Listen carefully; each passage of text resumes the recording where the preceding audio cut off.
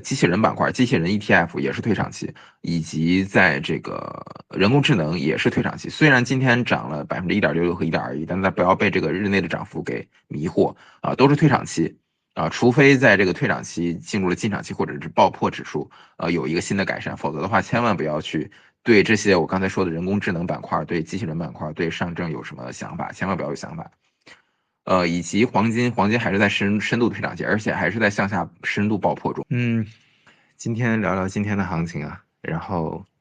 正好刚开始，然后由于今天那个大家应该是墙内比较熟悉的一个人物张雪峰，看他去世了，我觉得对不少人还是比较震撼的，因为他尤其前段时间还有说自己在运动呀，然后在跑步，忽然就没有了。所以我觉得基于这一点，我正好要在这里强调一下，因为我自己本身就是在医疗行业在做这个企业，然后而且我做的主要就是大家的这个体外诊断、IVD 体外诊断领域，所以对这个各项的身体指标、对各种健康的一些事项，我是非常的敏感。所以我觉得在我身边的朋友们，我是特别的关注大家的，只要是你认识我，我都会特别关注你的健康。所以就是不管是我的朋友们也好，或者是之前的圈友呀，或者其他的一些朋友，只要是认识我，如果他跟我讲说他有这种熬夜啊，或者甚至2、3点做什么交易的习惯，我都会尽量去劝退啊，因为在我这儿，你的健康比这些重要的太多太多了，千万不要搞什么通宵达旦的搞这样的事情啊，除非你的作息就是在美国时间，那就没得说，你的睡觉时间能够达到。如果说你熬夜的话，睡眠至少要补觉要补到10个小时以上啊，千万不要就8个小时就停了。8个小时睡眠本身就是一个近现代工业社会给人类的一个强制加的一个东西。你要是觉得你自己睡8小时不够，睡10小时，其实完全没有问题。但是很多人，我发现近现代社会很多人有睡10小时羞耻感，不知道哪来的，就是他睡10个小时，他会感觉到羞耻，就好像觉得自己懒一样，完全不是。很多人就应该睡够10个小时。我这边有大量的文献跟身体指标的检测，得到的结果就是很多人就得睡够10个小时，否则他身体的整个的氧化机能、炎症水平都会大幅度的上升。所以就是千万不要有什么休息的羞耻感。你有的时候你感觉到需要赖床或者需要什么，我觉得就应该赖一赖。把自己睡够、睡得舒服、自然醒，这就是最好的。然后而且尤其是正好今天就着这个事，我要给大家推荐，就是大上次的 Space 我专门有聊到，就是事实上对大家最好的运动是踮脚尖。就是尤其是对老年人而言，对年轻人而言最好的运动是游泳啊，对老年人而言最好的运动就是踮脚尖。踮脚尖这个运动为什么好？原因就是在于它，我上次我是讲到这个各个领域我们的这个正期望值的正期望值的一个复利的体系，一旦建构起来，我们只要运行这个次数 n 就可以了。然后但是前面的这个括号里面呢，也就是所谓的胜率乘以它的盈亏比啊，再减去失败率乘以平均亏损，这个括号必须得是打正。但是我要跟大家讲的是，跑步常常对很多人来说，这个括号里面是负数，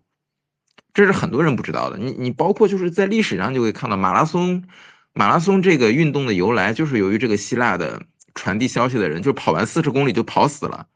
就是古人跑到这个40公里也就死了，正常人结果很多人还把这个作为一项健身的运动去长时间做。你不知道的是，马拉松运动、长跑以及正常我们短跑，对人体心脏的负担，包括对你身体的氧化机能的，你身体的氧化的程度啊，大量的这种。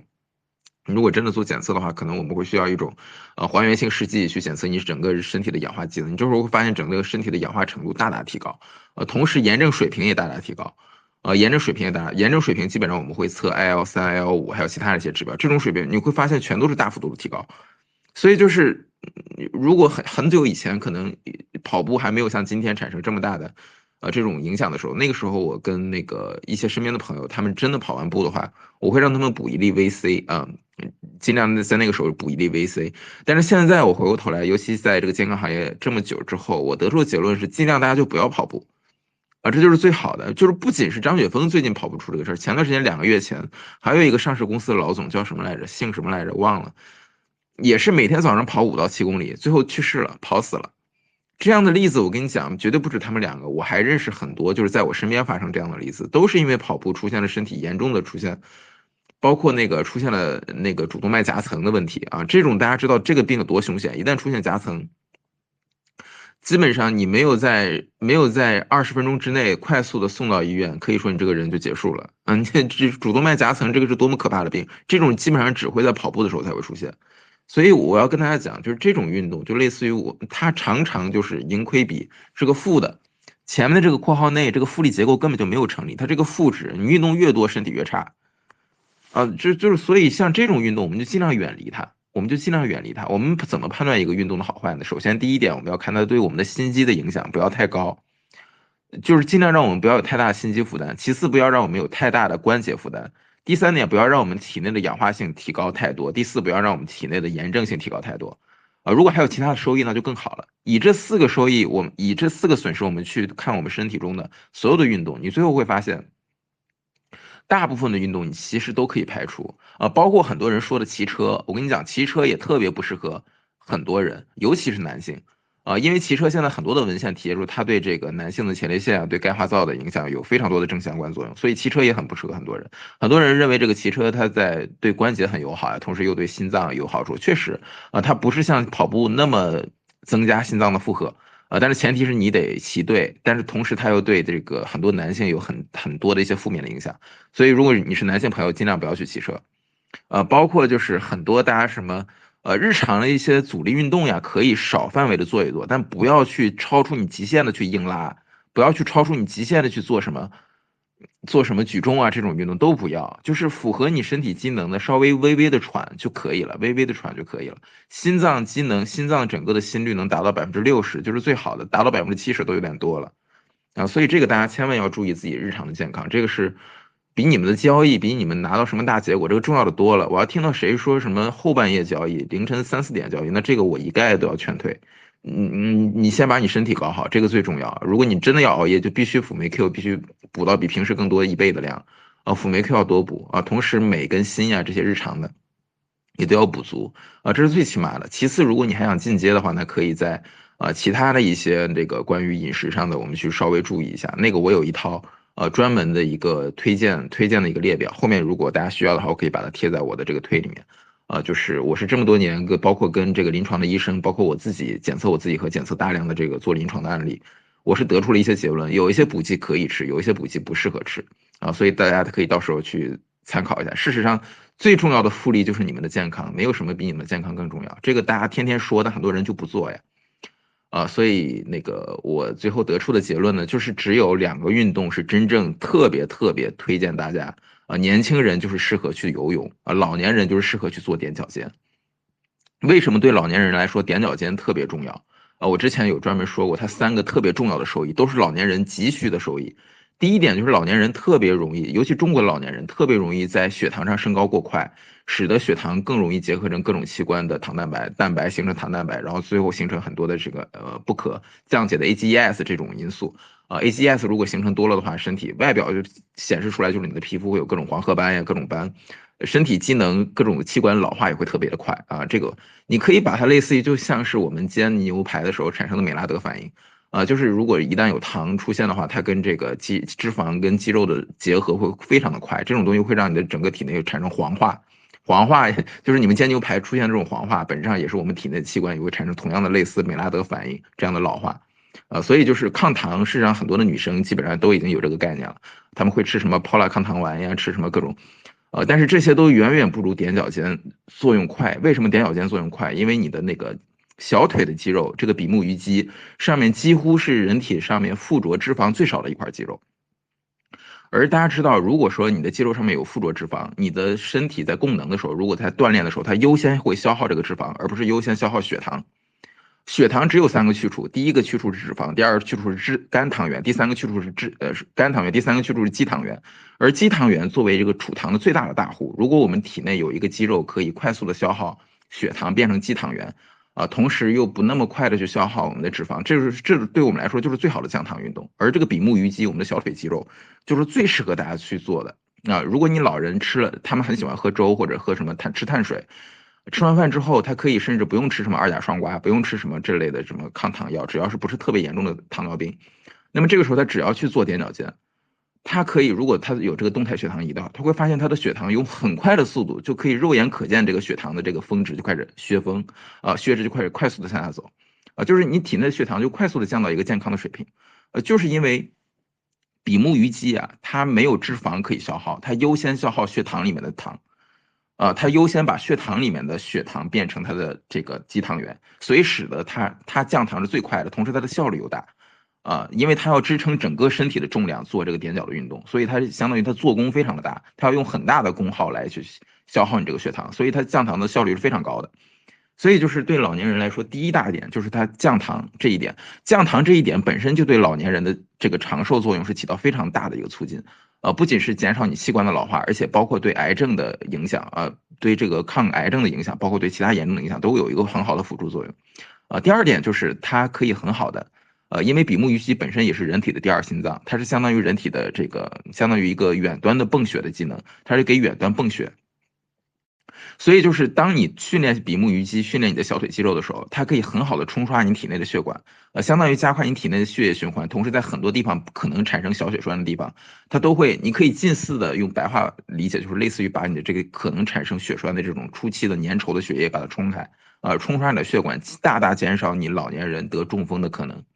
包括对中年人都可以去做，年轻人也可以做，只是这个运动不是那么酷，不是那么有趣罢了，但是适合各年龄层。所以就是踮脚运动，第二点它可以防止中风。这个对老年人来说，你们都知道，老年人对中国老年人来说，中风是个多么严重的一个风险。事实上，除了癌症之外，第二重要的一个死亡的因素就是中风。所以你们日常如果经常做踮脚的老年人很难中风。当然，他如果真的血脂很高，也得去吃相应的他汀，这个是不能减少的。但是配合上这个踮脚，就会非常好的大大降低他中风的几率。这第二点。第三点就是老年人最怕的就是摔。老年人由于骨质疏松，如果一旦摔，尤其是把骨盆给摔坏，很快就会死亡。你们看到很多老人都是因为一跤就给摔死了，包括我们知道熟知的像撒切尔夫人这种人，就是因为在自己家厨房摔了一跤，结果很快就去世了。这种人也是这样的，很快就去世。所以就是老年人最怕摔，而小腿肌肉天生就是防摔的。你要知道，怕摔倒这件事儿，你是一开始你是预防不了，老年人有种种的可能会摔倒，但是只要他这个小腿肌肉足够发达，他就有足够的反应神经，到时候他就把他身体给支撑住。所以就是对老年人来说，最大的几个风险不管是癌症风险，还是他的炎症风险，还是他的整个的中风风险，还是他摔倒风险，踮脚都能兼顾到。而它的损失呢，无非就是在心肌机能上。你们知道，踮脚几乎没有什么心肌的负担，哪有什么心肌负担？没有。也不会提升什么人体的氧化的这个水平，也不会提高人体的炎症水平，几乎很少提高，所以相当于它的收益极大，损失极小，是一个极大正盈亏比的一个运动。所以只要老年人只要坚持做这个踮脚运动，他就对身体的收益简直不可限量。而踮脚还有一个特别适合老年人的一点，就是它的正反馈对你的这个鼓励非常的直观。为什么？因为老年人一般就是第一次长时间不运动，第一次做踮脚的时候，一般做个5、6、10次他就感觉很酸痛了。但是他第二天再做，他前天这个比目鱼肌，因为他经过了一次训练，极限训练，他第二天他会愈合，然后重新训练的更大。第二天、第三天，他肉眼可见的，他数自己什么时候到酸痛的时候，他肉眼可见很直观就感受到，哎，今天就是70次才会酸，第三天会80次，一般来说隔了大约1个月左右，他会提升到接近200次才酸。这个就是老年人感受到我进步这么明显，他就非常容易坚持。这种鼓励是非常直观的，因为这个酸痛从第一天的50次就酸痛，到后面200次的酸痛，这个老年人很多做出来他没有什么长性，他很难坚持住。但是像这种对他有明确的这种思想上的正反馈的，他就能够坚持。所以这个运动是最适合老年人的，没有之一。你们如果推荐给自己爸妈的话，没有任何的其他运动能够跟踮脚尖相提并论。你们就让爸妈就坚持做踮脚就可以了。然后踮脚尖有一个细节，就是真正做踮脚的时候呢，那个推荐不要在踮脚的时候顿脚，就是什么时候？就是你踮脚的时候是最好就是手扶着椅子或者手扶着墙，然后呢，你那个脚跟上下悬空，在悬空的状态上下颠，而不是要让这个脚跟触到地面。一旦触到地面，这是一次冲击，这个冲击会对你的脚踝、对老人的脚踝和对老人的膝关节都会有一些损耗，那就没有必要。就尽量是悬空状态上下颠，而且这样的速度往往也会很快，很快就做满50或者40次，或者上百次，很快就达到了，而且对你的整个关节没有任何的冲击力，也就是说对关节的损耗是零。所以就是你会发现，我上一次是举了一个我们所谓的要在各个我们生活领域中构建这种正反馈循环的一个复利结构。首先要确保我们括号内是一个正数，然后才能去增大它的执行力。为什么我不推荐跑步？就是由于跑步它这个括号里面很难保证是正数，跑步常常这个括号内部这个正期望值是个负期望，你越做死的越快。所以就是对绝大多数而言，我都建议你们如果经常有跑步的习惯，尤其是早晨跑步，你们尽量把这个习惯给改了，别去跑了。你们可以换成早上去游泳，或者你没有时间去游泳，那你去踮脚尖，你就去踮脚尖。日常也可以去做一些适量的阻力运动，可以做一些适量的阻力运动啊，包括一些浅浅的拉一些重量呀，包括还有一个最适合大家日常去做的就是所谓的在家里面可以装一个单杠。在自己的办公室也可以装一个单杠。我是在自己的办公室装了各种高度的一个单杠，我自己没事就爬着玩。就是原因就是对很多人来说，你长时间的久坐，你的脊椎会有很大的压力。就是你在单杠上去拉着的时候，你哪怕不做这个拉上这个拉伸的运动，你只是在那上面吊着，对你的这个脊椎的舒缓都有很大的作用所以这是第二推荐的。所以就是踮脚和游泳是第一推荐的，其次就是吊在这个单杠上第二推荐的，其他的就大家自己去选吧。然后这个就是今天由这个健康的领域给大家去展开了一点，我觉得对每个人都是有用的，对你们的家里面的老人都是有用的，这个其实很重要。你们掌握了这一点，老人甚至只做这一个运动，只掌握这一点，每天坚持做，天呐，对他们的整个健康的受益，对他们寿命的提升简直不可想象。如果他们日常有一个什么动态血糖仪啊或者类似的检测设备，它可以非常直观的看到它的收益。那对大家而言，你们也可以日常作为年轻人也可以经常做包括游泳包括踮脚都可以平时再配合一个单杠没事吊着就行了。OK 我今天就展开了题外话说了这么多因为毕竟健康是我们做交易做其他任何领域的本钱呀然后你们能听进去这一点我觉得都会，我相当于给你们人生中提了一个非常重要的一个杠杆点，给你们起到了一个很好的一个正向作用，那对我来说是一个很有成就感的事情。OK，那我们看一看今天的行情。就这个行情而言，我觉得没什么太多的可说的，尤其是因为这个美股其实还是处于退场期。大家看到我这个日常的更新，我们的内容，今天应该是退场期第4天了吧？虽然那个昨天由于这个特朗普说这个整个战争的，可能是跟这个伊朗之间第一次形成了，虽然他们不见得真正的在议和上产生了什么样真正的进展。但是我昨天在我的这个推里面我也写了，事实上最大的进展就在于双方第一次提出了自己的买一跟卖一价。就是大家知道，交易中最忌讳的就是双方不出价。你们在真正的商业谈判中，经常会发现很多人最难搞的就是一类人，很难跟对方谈判的，就是对方不说价格，说你说一个价吧。你如果让你说一个价格，就说明他不出这个价，然后通过你出这个价，他再开一个类似的参考价，而这个参考价一定会对你有很大的一个损害。所以这个就是在交易上怎么来说呢？就是双方离一个最后成交应该来说还有一个比较大的距离。最好的一种成交的谈判的状态是双方直接提出了自己的需要，直接提出了自己的需要，虽然这个需要可能相距很远，但是这就相当于买方给出了自己的买一价，然后卖方给出了自己的卖一价，这个双方可以距离很远，但是这个距离的很远可以由于中间的做市商，或者是我们真正交易中间所产生的中介、房产中介或者各类各样的中介。他们可以把买卖双方的买一跟卖一通过他们的运作给撮合到中间可以成交的状态，所以就是真正的产生到最后成交的这一刻，跟它相比来说，前面最大的进展就是双方真正提出了自己的价码。但我们看到伊朗已经提出了自己的价码，美国也提出了自己的价码，这对这个市场来说其实就够了，这已经是一个非常巨大的进展了。至于中间真的所谓的落实什么5天之后就达成一个什么，这个我也不抱什么太大希望。但是双方真的第一次提出了自己的价码，这个就非常关键无比了。那这个我昨天的 Space 我也提到，就是之前给双方撮合买一个卖一价的是阿曼，我也提到阿曼这个国家的特点，以及阿曼最后他还是撮合失败了，但之后可以继续撮合双方买一个卖一价的就是中国跟俄罗斯，因为相应来说，事实上双方真的撮合成交之后，最大的收益事实上是中国。你们可以看到，这个从这个昨天真正的这个霍尔木兹海峡出现了真正缓和的趋势，以及出现了这个特朗普可能跟他真正谈判的这种意向之后，中国的上证指数也马上大 A 就有反应。大 A 今天几乎所有的股票都有涨。这个就是事实上你可以看到对中国的经济是正向作用，其实中国是非常有这个动机在背后去撮合的。其次就是俄罗斯，俄罗斯现在俄美走近也是这个未来的这几年的一个很大的一个趋势。那俄罗斯也有非常大的动机去撮合双方的成交。所以接下来就是从阿曼失败之后就变成中俄去撮合，这个最终会达成一个什么样的协议，我们就拭目以待。那么这个其实就非常类似于历史上，如果你对历史有一个大致的了解的话，其实都知道历史上非常像那个明朝的万历战争啊，万历三大征的时候，中国当时有出兵去朝鲜，当时呢。中国呢，就是万历这边李如松派出了一支军队，然后去抵抗当时从日本丰臣秀吉这边率领的大量的日本战国各类的名将啊，上了这个朝鲜半岛，双方去打了一仗。中国为了保护朝鲜的。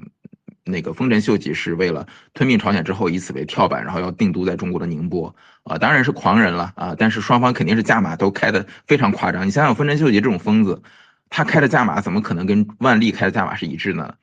他所开的价码，我现在不记得了，大致就是说所谓的明朝要和亲，然后要割让什么朝鲜，然后割让中国东北的一大部分给日本，然后包括还要赔偿多少多少金银。那万历，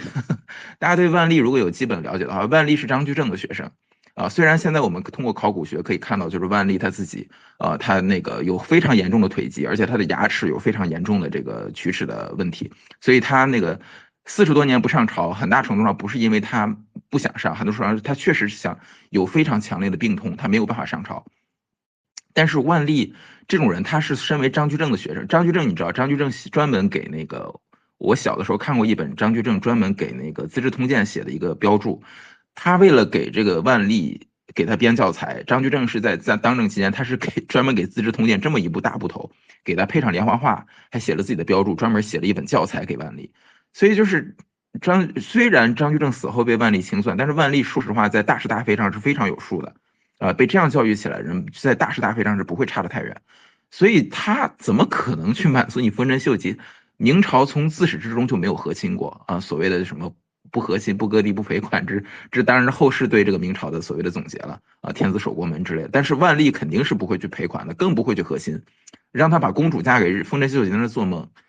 所以你看双方的买一个卖一价，在这个万历朝鲜战争的这个末尾是变得非常的离谱，根本就不可能撮合。但是明朝就有一个所谓的一个专门耍嘴的一个超级中介吧，沈一旦专门就去搞这个双方撮合的事情他无非就是在给这个卖方给这个卖方说这个买方价的时候，他把买方价故意的提高了很多，然后给买方说这个卖方价的时候，故意把卖方价说低了很多，这样就是通过他的虚空给出价格他把双方的这个近似的，他把这个双方的价格给撮合了。同时又跟日本这边的小西行长之间互相之间打了一个配合他跟小西行长之间天天在这个大营里面天天就聊呀怎么就把双方的这个主君给忽悠住所以他负责忽悠中国的万历，然后让小西行长负责回去忽悠这个那边的丰臣秀吉，最后就是把两边就真的认为，哎，好像对方真的就符合我的要求然后这个丰臣秀吉真的以为万历要给他嫁公主。万历要给他赔款，万历还要甚至还向他称臣，然后结果这个丰臣秀吉非常开心的穿了一身明朝的服装故意穿了明朝的这个官服，然后去准备接待中国的这个使臣中国也派了使臣去，结果两方面真的在对齐的时候出了大问题。两方面真的对齐的时候，结果这个中国的这个准备要去给这个丰臣秀吉这个诏书呀，就是明明白白写着，不可能答应你这些要求。我们明朝有我们明朝的要求，要求就是你们日本的这个所有的这些战将全部从朝鲜的境内全部撤走，全部撤走，这没有什么可讲的。然后同时呢，还要给你们日本封王封臣相当于你们日本就是我们中国的臣下。然后呢，就是封那个丰臣秀吉为日本国王。然后当时就是所谓的看这个奏折的、看这个诏书的这个日本的和尚，当时就汗如雨下，就疯了，不敢继续读下去，因为担心被砍头呀，因为这个明显就是跟这个整个日本的理解不一样。然后这个丰臣秀吉兴致勃勃的在等着这个对方丰臣秀吉兴致勃勃的等着这个和尚再去念结果这个和尚等了念完之后，这个丰臣秀吉也傻了，所有人都傻了最后就发现自己被涮了。被涮了之后呢，丰臣秀吉就大喊说："我想当王我就当王吾欲王则王矣不需要你来封所以这个就相当于双方崩了。这个就是当年所谓的，你看这种政治上的撮合商是怎么运作的。就是在买方的时候跟买方去强调的时候去说，把这个卖方多说一点，然后跟卖方去撮合的时候把买方多说一点，最后它形成一个虚空之间成交，最后它还需要达成一个条件，就是双方真的在，这个虚空这个条件真的在达成的时候呢，双方不能有翻桌子之嫌，不能翻桌子，然后要默认，然后发现对方真的就能达成中间的价码，也就捏着鼻子认了。这个捏了鼻子认的这个度，非常考验双方对自己主君的理解。那在当年的这个沈一旦跟这个小西行长看来，肯定他们就理解错了。他们认为这个丰臣秀吉或者是万历真的会捏着鼻子认了，事实上就没有捏着鼻子认，不仅没有捏着鼻子认，而且，丰臣秀吉马上发动了第二次侵朝战争，第二次侵朝战争，而这个万历这边也不含糊，马上又派出了麻贵这些人，又发出了第二次保护朝鲜，所以双方又打了很多年，然后最后在蔚山这个地方修城堡，又打了很多年，你们如果去这个朝鲜的韩国的蔚山的话，这个地方现在这个工业园。你们还可以看见日本当年修的碉堡，日本修的碉堡非常有意思啊。日本当年为什么在这个朝鲜打仗的时候，他在这个平壤城损失惨重？因为他不擅长守中国跟朝鲜筑的这种大城，他擅长修的是日本战国这种小城堡。你们在去日本的大阪呀，或者去日本的这个高知县城啊，或者去日本的各个城，你们可以看他修这个城堡跟中国的古城、中国的西安这种古城有非常大的区别。它这个城堡是用来军事用的，是用来保护自己的一支小军队的，但是它不像中国的这种大城是用来保护整个一个城市的，所以当年他守这个平壤的时候非常的吃力，但是他守这个小城堡的时候游刃有余。结果当年中国的军队怎么攻就攻不下去，双方打成这种相持战，打成相持战，最后还是损兵折将之后，结果还是退了。丰臣秀吉自己病死了，病死了之后呢，然后又由于国内的各种各样的事情然后这个德川家康又趁机起来，然后又把其他的所有的对这个军功回馈不满这些战将全部都策反了，最后让德川家康得了天下。这个就是日本的后话了，而中国也付出了很大的代价。中国付出的代价就是中国在万历朝鲜战争的时候付出的银两，基本上把张居正留下的那些银子，一条鞭法所留下的所有的银元几乎全都花光了。中国花光了财政之后，中国产生了一个什么样的后果？就是中国没有办法应对接下来很快就会发生的，怎么样？就是努尔哈赤起来了。努尔哈赤起来的时候，中国没有办法应对了，因为中国的钱在万历三大征的时候几乎都花的差不多了，尤其是保护朝鲜的这2仗，中国几乎把中国的财政，尤其是万历把自己的内堂给花了。大家知道，就是我们有户部里面的国家财政，还有这个皇帝自己的内堂。这个万历是通过这个太监下去收这个矿税，以及通过那个张居正给的一条鞭法收了很多的内堂，也就是皇家内库。结果他为了打这个万历朝鲜战争，几乎把自己的内堂也花光了。所以这个对中国的财政是巨大的负担，最后导致日本这边也是丰臣秀吉断子绝孙，中国这边万历也是没有办法应对努尔哈赤的起来，最后满清把中国给夺了。所以相当于由于没有中间的撮合，使得双输。这个是我想说的。由于政治上没有产生这个一个合适的撮合，没有一个合适的撮合商在中间真正的撮合，使得双方都元气大伤。日本自己失掉了天下，中国自己相当于也失去了天下。因为如果中国的财政没有崩溃的话，后面的崇祯不会那么难。后面崇祯不会那么难，崇祯那个时候拆了东墙补西墙，在整个华北大范围的征辽饷，而征辽饷相当于在本来就已经快要变成李自成的那群人，又给他们征上这样的重税，那他们不反谁会反呢？所以你可以看到，对两国都是巨大的伤害。这个就是这种战争没有撮合的一个巨大的损害，对双方是双输。这个是中国人在历史上得到的巨大的教训。我相信日本人的历史肯定他们也会在中间得到这样的教训。所以就是对于这样的伊朗这次战争而言，最好的方式就是尽好有一个中间商能够达成这样的交易之后，不管这个交易有多么的不如意，我建议就是如果说真的是双方有这样的操作的，在这个中间有操作余地的话，就捏着鼻子就认了就好了。捏着鼻子就认了就好了别管这个，可以最后我估计最后是一赢各表就是所谓的双方都宣称自己赢了，双方都宣称自己赢了达成一个中间中间状态伊朗说自己也赢了，保家卫国成功成功护住了国家这那的，然后美国也宣布自己赢了把这个头子，然后把他们的包括这哈梅内伊也干掉了，然后把这个尤农索也搞定了，然后把这个霍尔木兹海峡也疏通了最好的方式就是双方都说自己赢了。然后呢，事实上是美国赢了，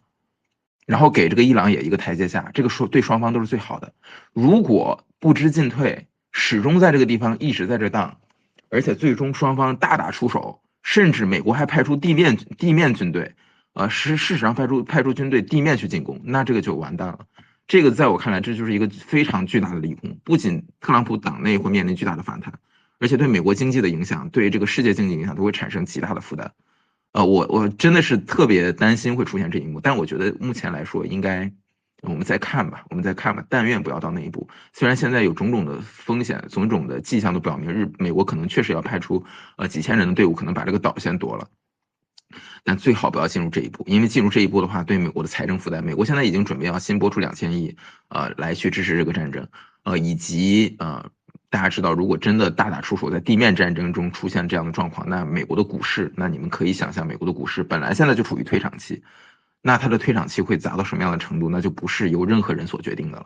了，那不是由任何人所决定的。那我们中国的例子，明朝的例子就摆在这儿。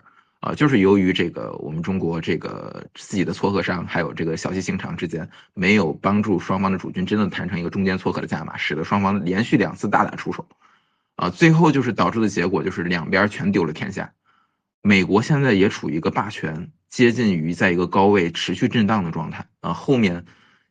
的势力虎视眈眈，大家也都知道。如果美国在这样的关键的时刻，尤其现在美国的这个国债的负担这么重，以及美国对这个整个欧洲对这个各方面在有失去掌控力的这种倾向，如果再陷入这样的一种战争，这样的一场战争，那真的是损失不可想象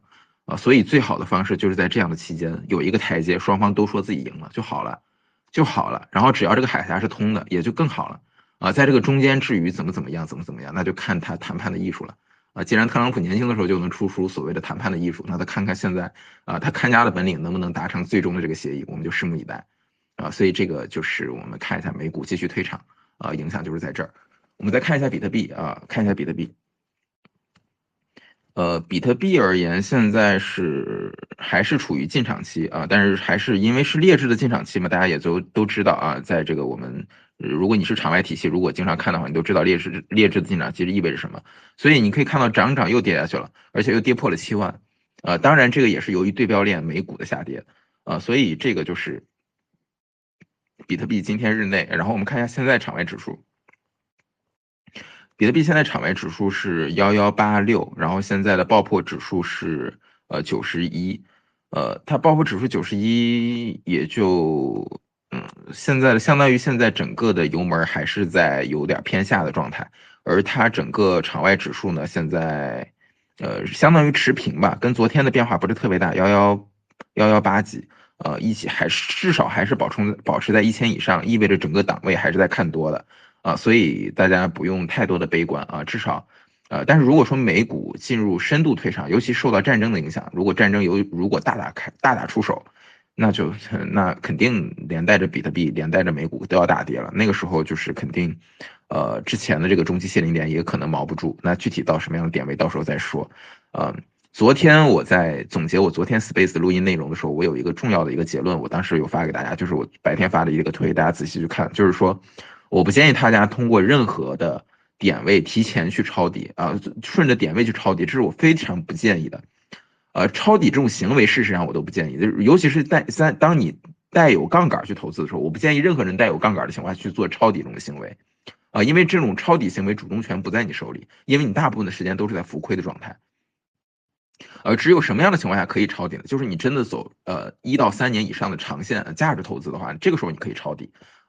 包括用期权卖 put 的方式去抄底包括用其他的一种期权策略的方式，那个伽马波头皮或者其他各种方式去抄底都可以但是在这种抄底的这种状态下，我是怎么说呢？我是建议大家做，如果说你真的要有抄底这种行为的话，你一定要按照择时来做，而不是按照点位来做，因为只有择时才是所谓的我们能够始终掌握贝叶斯概率的优势。贝叶斯概率优势如果说用这个中国的俏皮话来讲的话，本质上就是类似于叫脚踩西瓜皮滑到哪里算哪里，脚踩西瓜皮滑到哪里算哪里，意味着我们随着时间跟行情跟各种信息的不停的摄入。行情自己本身的进动会产生一个新的概率，我们根据这个新的概率，我们随机应变，知道这个时候什么时候该进，什么时候该退。而这个场外指数的这套体系已经非常明确的告诉你什么时候该建头仓，什么时候不该建头仓。无非就是我们爆破指数从负数变成正数的时候，这个时候你作为如果在退场期的时候，你这个时候作为你的高风险爱好者，你这个时候就可以建头仓了。那如果说处于多次的爆破的话，那我们就对比多次爆破的关键的点位之后，爆破从负变正之后关键的点位之后，对比它场外指数是否有这个优质，是否有变优质，我们来判断是否可以在这个地方建仓、建头仓。建完头仓之后呢，如果你是中性爱好者或者是高安全者，那么你这个时候可以选择在场外进场期的时候开始建头仓。所以我们是根据你发现没有，我们场外指数天生就已经包含了贝叶斯概率优势，也就是说，随着我们是相当于就是随机应变的数学表达，我们是随着时机的波动，然后通过现在场外的各种力量的运作，看到现在的场外指数，判断现在是不是该建仓，通过时间，通过择时来判断什么时候该建仓，什么时候不该建仓，而不是一开始在离着还有几个月之后呢，我们提前说比特币未来会跌到5万，我们提前在5万建一个仓位。这个我觉得是一种非常跳大神，而且是一种非常对仓位不负责任的行为。你怎么知道接下来的时间会发生什么？你怎么知道接下来的2个月会发生什么？但是当时间到了这一刻，由于各种力量的运作，它会产生一种新的概率权。我们可以通过现在的新的概率权，能够判断现在做什么概率更大、胜率更大、盈亏比更好。这个是我们能够做到的，这才是一个科学客观的一种体系所能达成的，而不是所谓的跳大神。我提前说啊5万，我在这抄底。这个是一种非常对自己仓位不负责任的行为。所以，如果你真的按照这个远期的投资，而且你要按照价值投资去做一个抄底行为的话，那你一定要按照择时来做，一定要按照择时来做，而不是按照提前在那布置一个点位在那等着啊，这个是一个非常跳大神的行为啊，这个是我说的关于抄底的一点。然后我们再看看原油，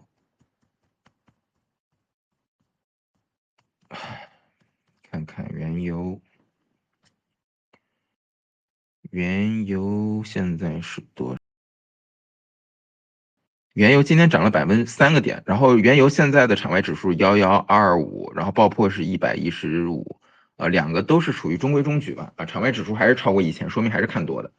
所以不要因为昨天的大跌就认为场外这个整个原油就可以做空了，千万不要有这种想法啊，还是在进场期，而且场外指数还是在1000以上，意味着这个时候拉盘投产比还是打正的，所以如果真的有这个资金方想要拉盘的话，它有相当大的动力可以去拉。所以原油千万不要随便的做空。事实上，原油这种受消息面影响这么大的标的，这个时候就不适合做，就避开原油就好了。因为随时的一个导弹炸过去，或者一个人又说什么战争结束了，它就影响太大。它根本不是受场外的资金影响，也不是受场内的资金面的影响。你在场内你看不到场外这影响因素，像这样的标的，我们就尽量去避开。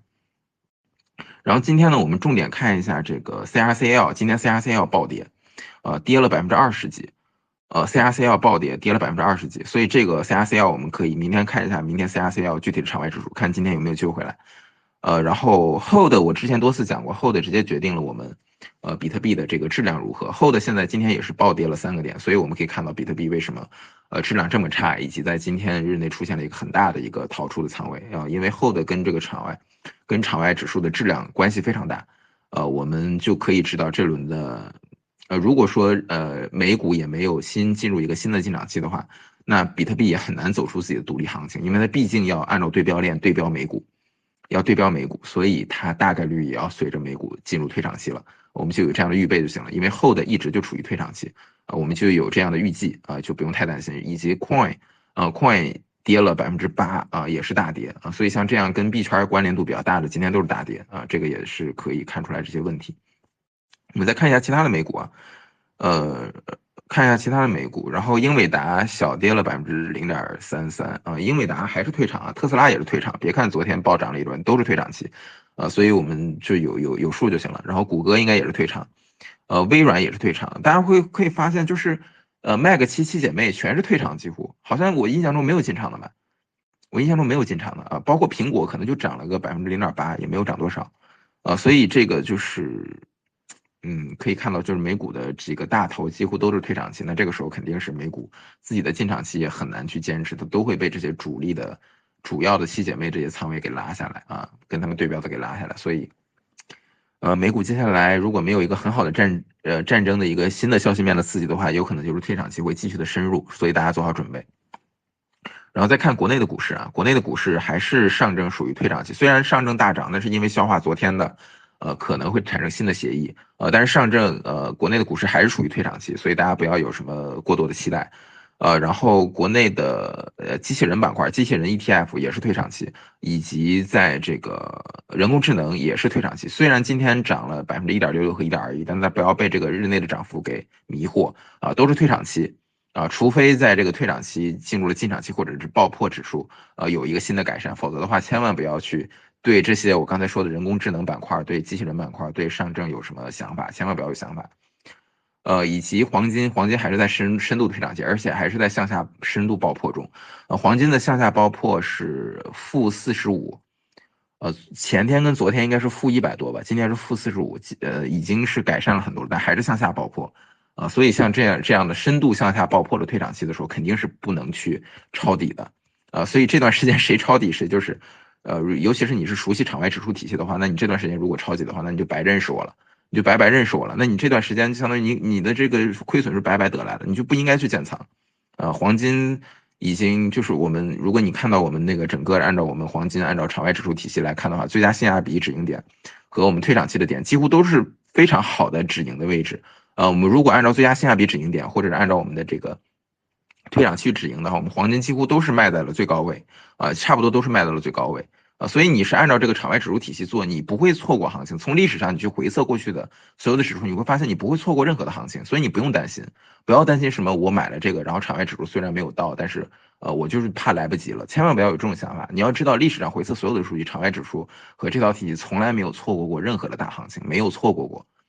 所以就是你保有这样的信心，回测过去所有的数据，你就不用担心这一点。OK，然后我们再看一下，比特币，然后我们看一下美股吧，美股的潜力区吧，针对我们的内参的朋友们聊一下，内参的朋友们，包括我看到 AXTI 是不是还在涨呀？这个是2月2号我给潜力区更新的那个美股，然后我发现它涨的也从22现在已经涨到70.7了，70.69了，还在涨啊！AXTI 大家知道 AXTI 我在这个 Space 里面我已经聊了至少3、4次了，从那个我在内参里面给大家第一次公布2月2号给大家公布这个它开始，然后从22一直涨到了现在70，翻了多少倍了？三倍，3倍多了，快要往4倍去走了。然后我们加上我给大家那个内参给大家专门配合的杠杆体系和期权的杠杆体系，基本上就是20-30倍的盈利。这个就是我们再看一下，还有一个是除了这个 AXTI，还有一个是上一次 Space 我是不是还聊了一个 EDSA 啊？我再看一下 EDSA。EDSA 总算是这周还稍微跌了一下，涨到了9.36，也是翻了3倍多总算这周稍微缓一缓了，没有涨了那么猛也是 EDSA 应该也是涨了，应该是3周了吧，涨了3周也是翻了3倍，EDSA 翻了3倍，然后 AXTI 翻了3.5倍，然后我们再看一下其他的，还有一个 FSTY 好像是。我上一次我专门聊了一个 FSTY，大家记得吗？我看一下是不是 FSTY，我可能记错了，找一下内参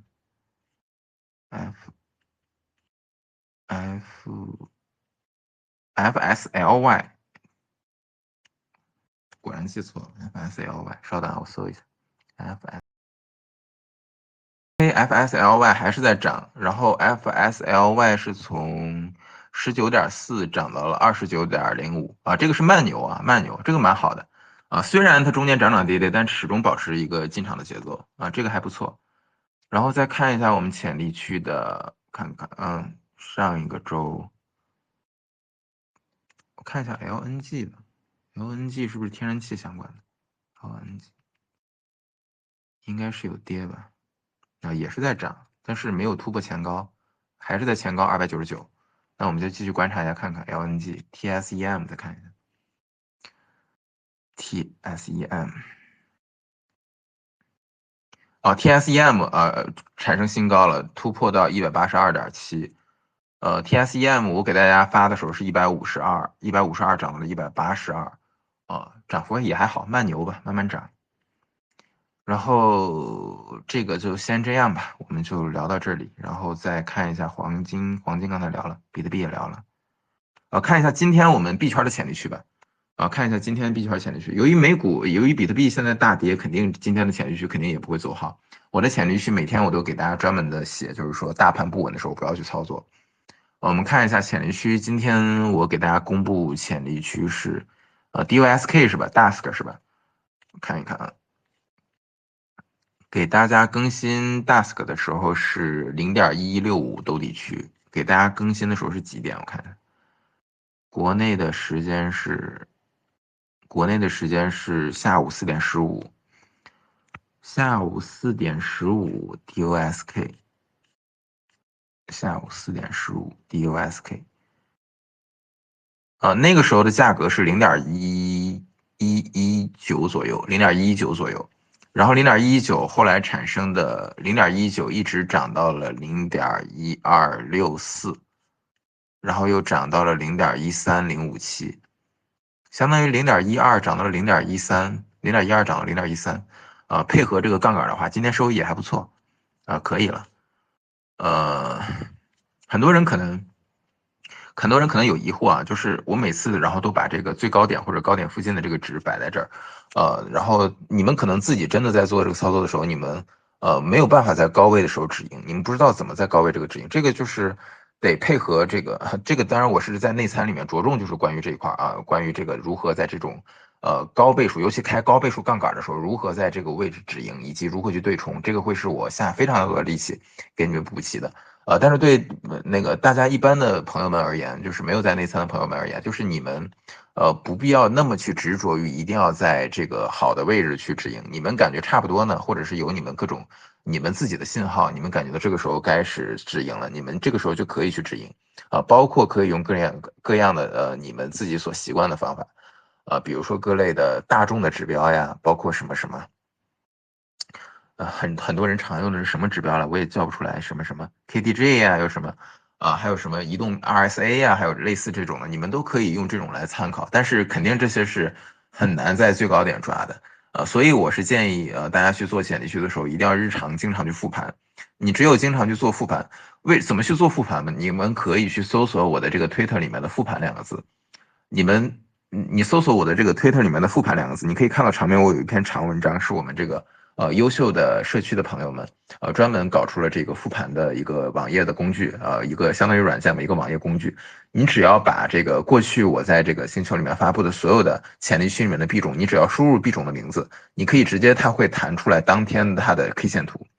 你把当天的 K 线图呢，直接你用你各样的策略，你可以用你的各种各样的策略来回测，看一下用你的方式是不是能在相对的高点能够去有很好的盈利卖出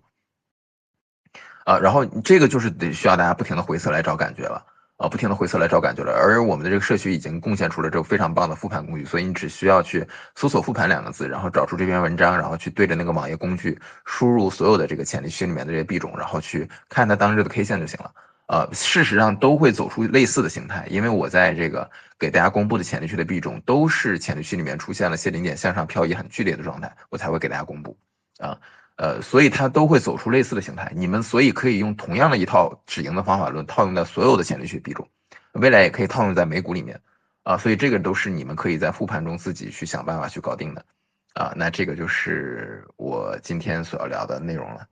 其他的大家感兴趣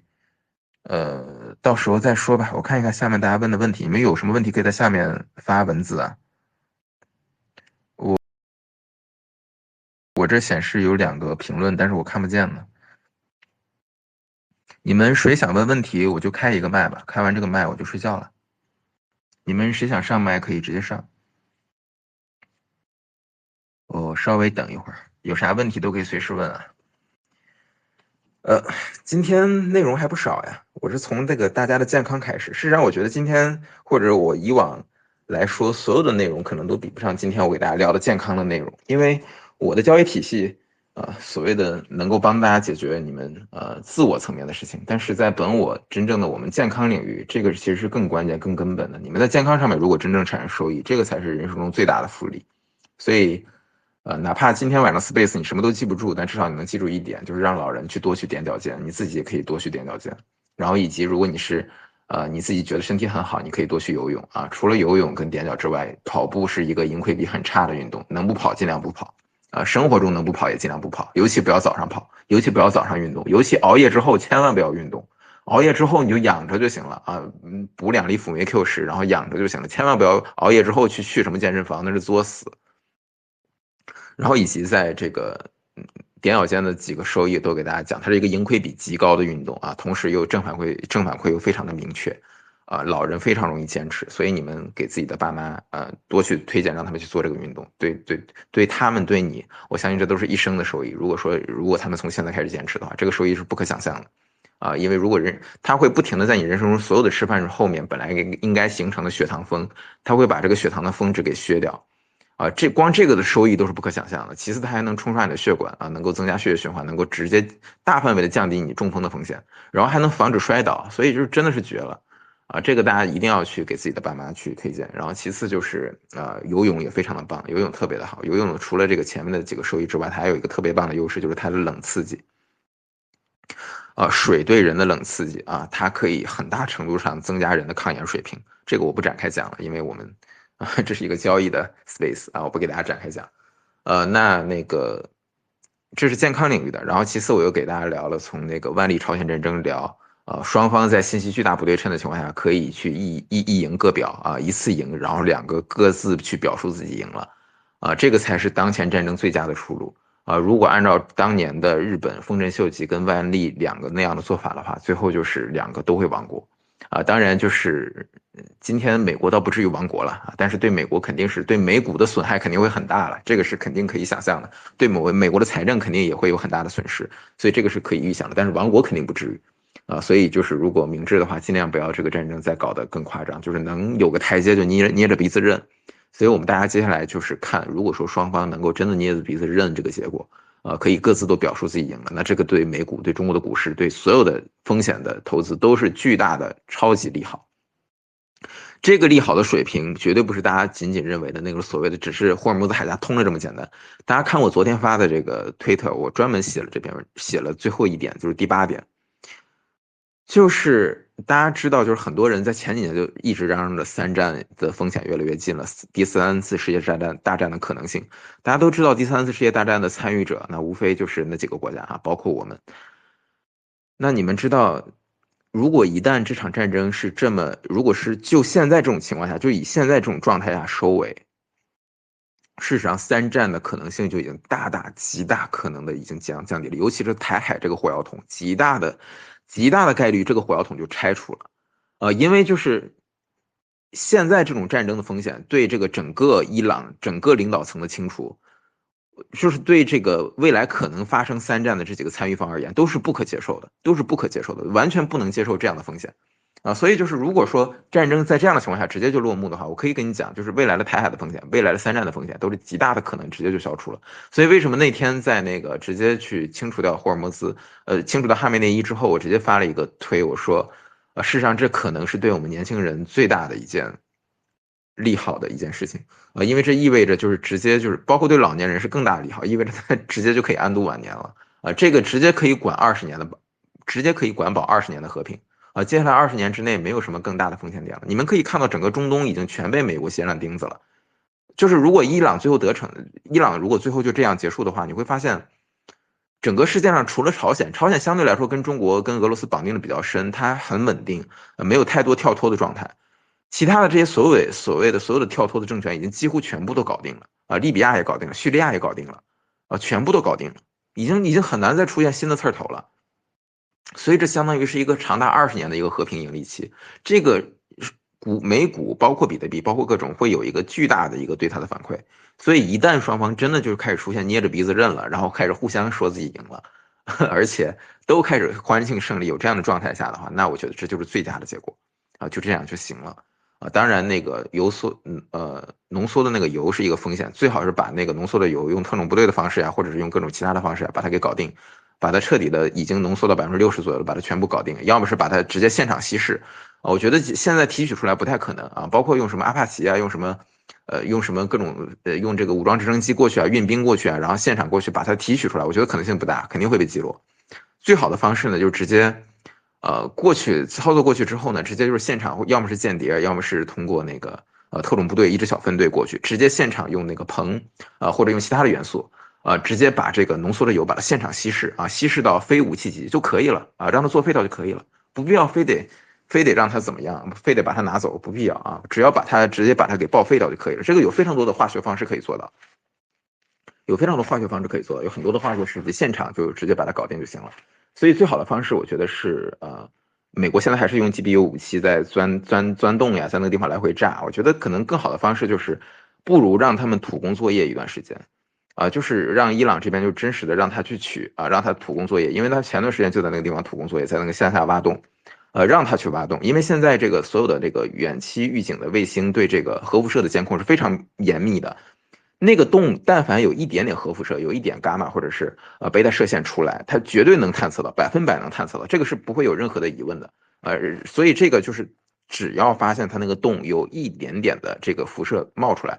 这个时候呢，直接要么摩萨德也好，要么就是派出一支小分队也好，现场过去把它给稀释掉就行了，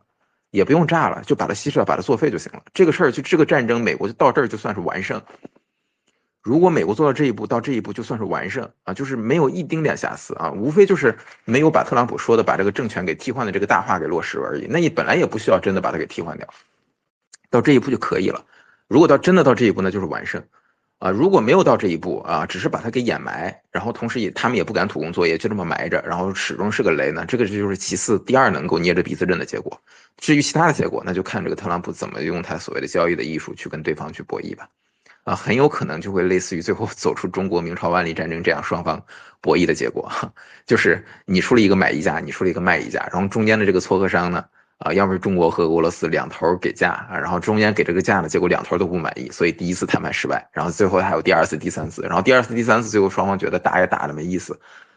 走也走，打也打不动跑也跑的没意思，最后就捏着鼻子就认了，然后最后双方都说自己赢了，这就是最好的结果，这就是最好的结果。不仅这次战争就结束了，而且未来20年都是一个巨大的和平红利。OK，我今天聊的也挺多了然后今天怎么这么多人呀？然后我为什么还是看不见你们的评论呀？我看见有一个第3个评论，但是我也看不到。你们有谁可以上麦告诉我他们问什么问题吗？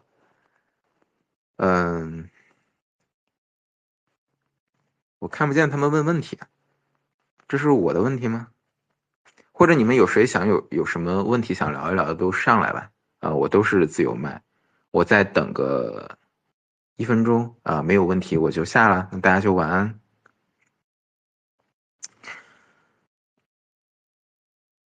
这怪了，我又看见你们又发了第4个问题，等一下我从网页端登一下看看。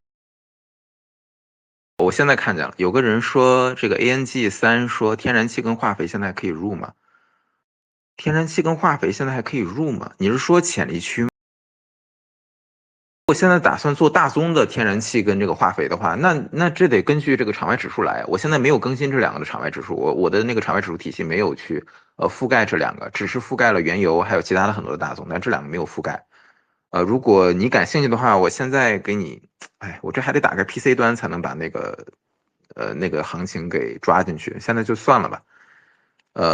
但是我就是以原油为例，这些都是受原油影响非常大的标的。那这样的状态，那原油就是这么受消息面影响、受战争影响的，那我都不建议做，这种我都不建议做。所以你不如看看别的了看看别的了，就不要做这种跟原油关系这么大的品种。然后还有一个朋友问说，盯盘交易时间高峰时段，请明说一下，感谢。盯盘交易高峰时间，什么叫盯盘交易高峰时间？你可以说的再详细一点吗？你可以文字在下面写，我不太理解你说的是什么意思。什么叫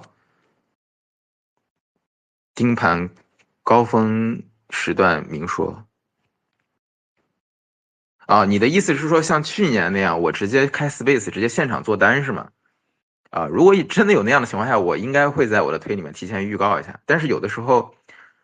事实上这样吧，就是你们如果看潜力区的那个OK，我给你上麦了，Hello，你再上一遍，再上一遍，Hello，听得见吗？喂，你好。哎喂，Hello，Lucky 是吧？Hello，哎耶，刚才我发这个问题啊，我在外边有点乱啊，我就说这个，比方每天这个交易时间，我什么时间段就是高峰期，我要去，去盯盘，因为不可能一天都在那儿盯着，没时间，就这意思。高峰期盯盘，这个看你的时间呀，不需要一天总是盯。但是这里面有一个经验值，就是比如夏令时，中国晚上9点半是美股开盘时间，冬令时是中国晚上的10点半。这两个时间之前，往往就是所有的风险的，包括比特币，包括美股的盘前都是有巨大的波动。那这样的时间段，我们尽量去避开，等到它稍微走出一个初步的趋势之后再开始做，这个会更好一点。但是对中国的朋友而言呢，对中国的朋友而言，因为那个美国的开放时间一般都是在我们睡觉，所以我非常不建议你们去牺牲自己的睡眠时间去搞这种交易。那最好的方式就是在睡前直接把你该做的布置好，或者期权策略布置好，或者是在我们做日常的潜力区在白天的时候做完就可以了，不要去搞到后半夜。我觉得就是根据大家的自己的适应的时间来，不需要非得有一个固定的时段。只是说我们把这个美股盘前马上就要开盘的这段高波动的时间，我们尽量避开这段就够了。这个只是对日内短线而言啊，对长线你不用去管。OK，能听懂吗？明白了，就是这意思。我就想知道这个具体时间，因为这个交锋，这做盯盘嘛，就是为了当日的日内交易嘛。所以说，我说这个，理解。刚才你这个我还挺意外，我以为是这个时候是高峰时间的，正好你一说是没要避开有没有没有，这段时间。不是只是因为谢谢我谢谢。睡前我有点空我正好最近这段时间我密集的有点时间，我就跟大家多聊聊天。平时我一旦忙起来就没空了，那个时候就没有法开 space 了。好了，明白了，谢谢啊。好的好的，行，那今晚就这样了，那大家晚安有啥问题大家推特多多交流吧可以给我留言，第二天应该都会回。那拜拜，祝大家一定要健康呀，一定要把自己的身体，把自己爸妈的身体都搞好，把自己身边爱的人身体都搞好。那晚安。